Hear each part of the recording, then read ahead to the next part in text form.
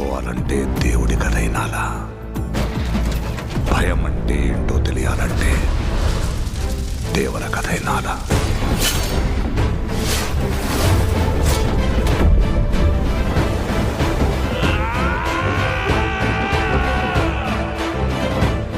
సముద్రం మీద ఒక దేవరున్నాడు చాలు.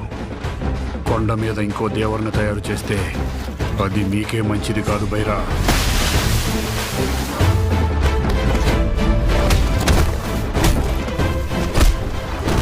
దాంట్లో ఇంతప్పటి నుంచి చూస్తుండగా